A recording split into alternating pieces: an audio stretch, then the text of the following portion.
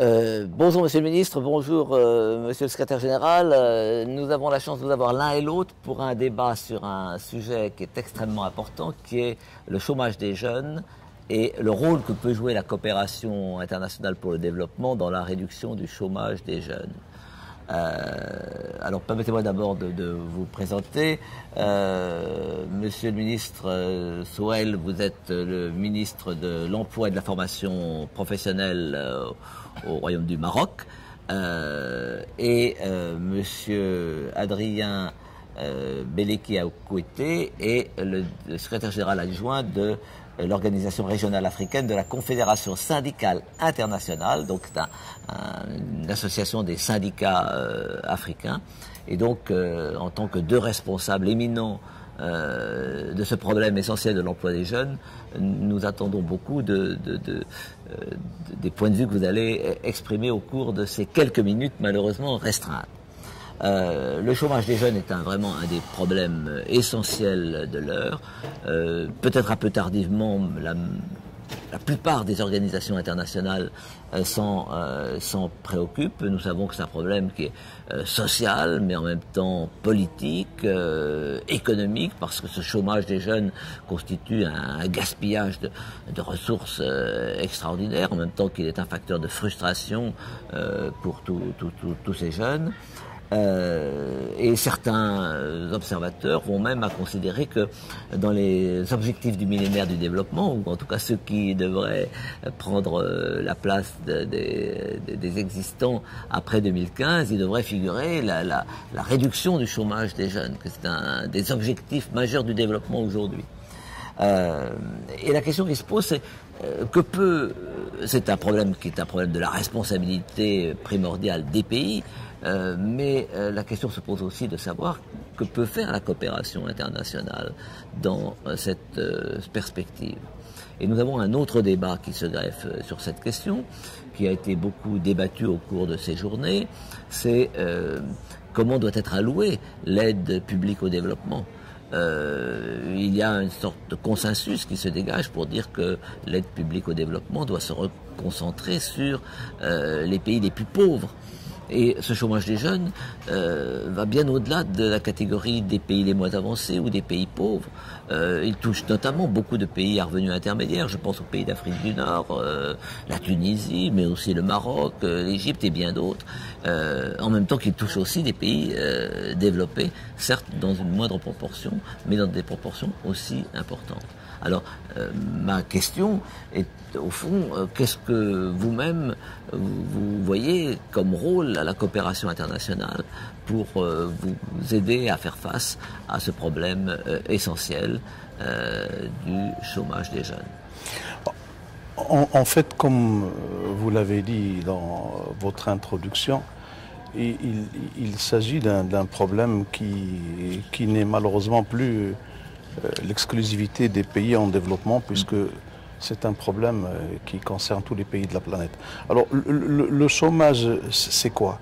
Le chômage, c'est une population jeune et moins jeune en quête d'un travail à qui on n'arrive pas à offrir des postes de travail ou suffisamment de postes de travail pour absorber les jeunes qui arrivent à l'âge de devenir des travailleurs.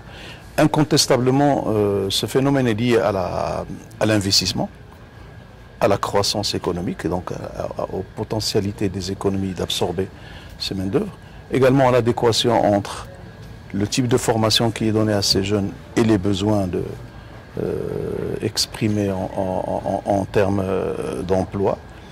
Donc il est clair que c'est un problème qui est extrêmement complexe et qui n'a pas seulement une seule cause.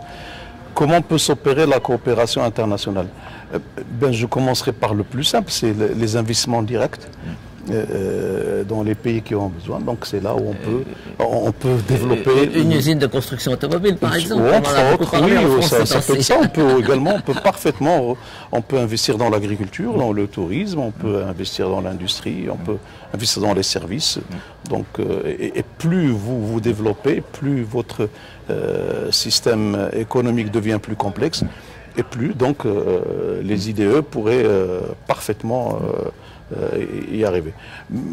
Autre type de coopération, eh bien, il est lié aux aspects de formation professionnelle, aux aspects de l'éducation, et certainement aux aspects de rapprocher les meilleures pratiques internationales pour lutter contre le chômage. Je crois que le champ de la coopération est très fertile.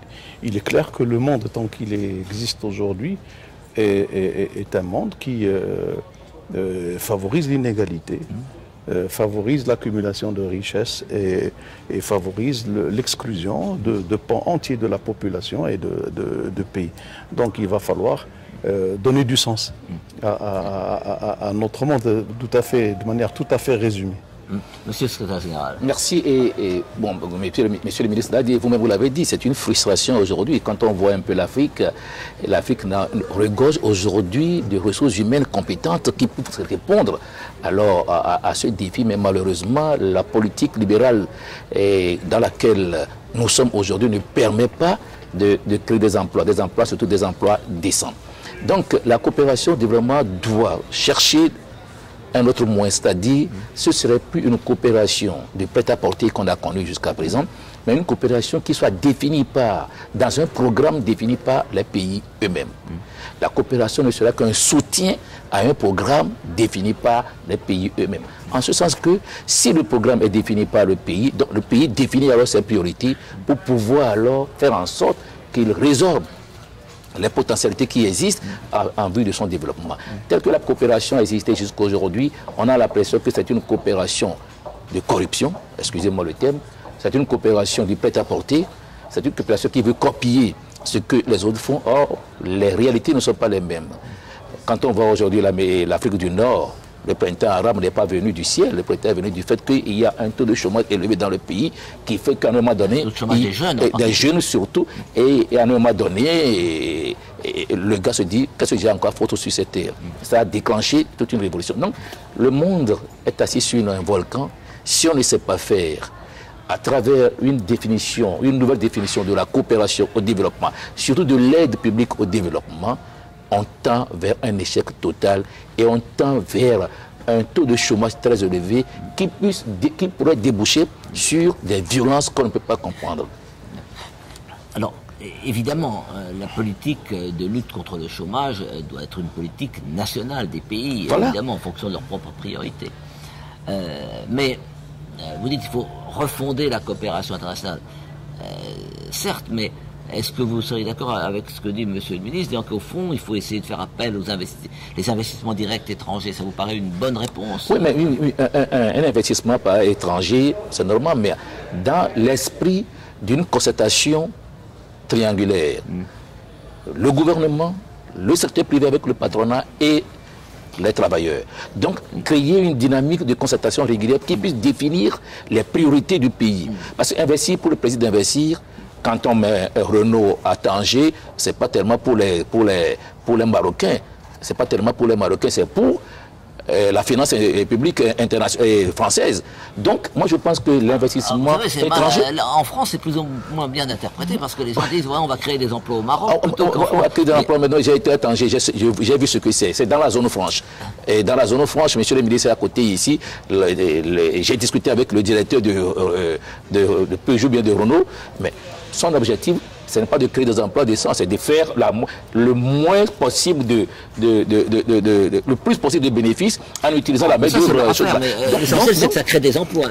Quel genre d'emploi?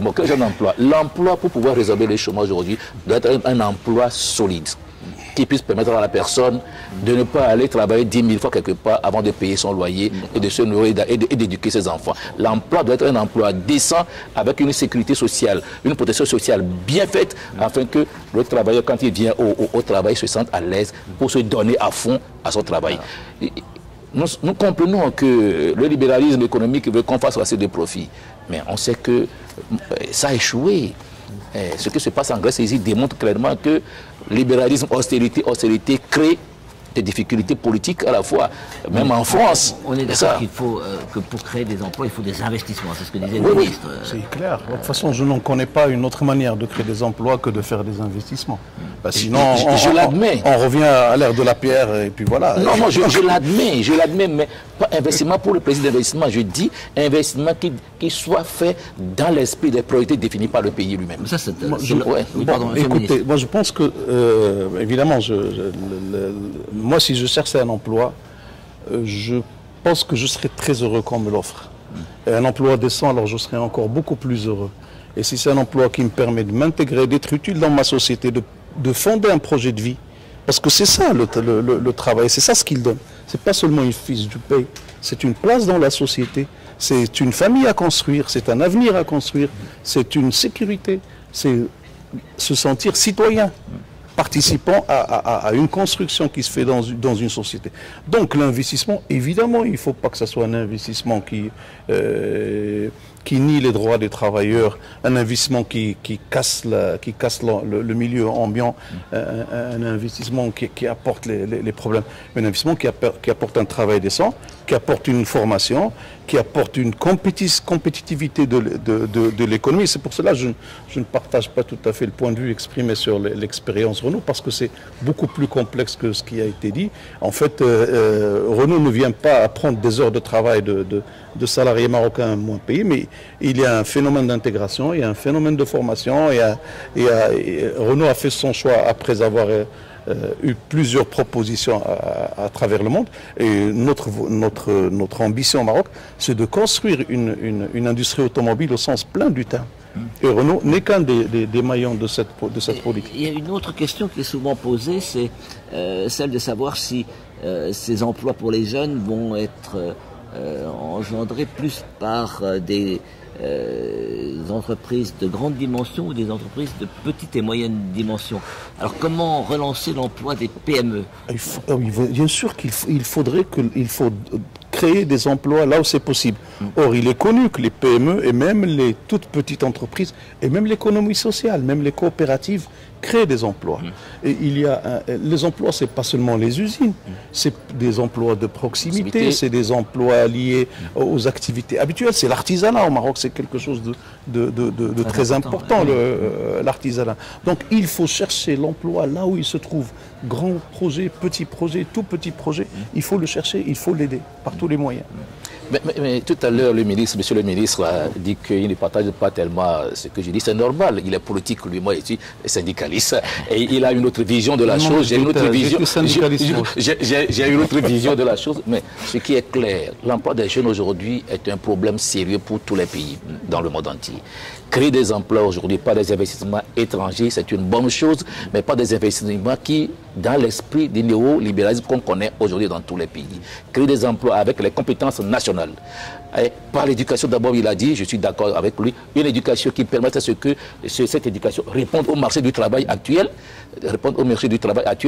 Je connais un peu le Maroc, j'y vais régulièrement, et un peu l'Afrique du Nord, qui répondent aux technologies actuelles, le transfert de technologies pour que les jeunes puissent répondre aux besoins du travail. Donc, tout ça là, c'est des problèmes. Donc, l'investissement doit être un investissement qui s'inscrit dans la dynamique des priorités définies par le pays, non pas tout simplement pour créer des emplois.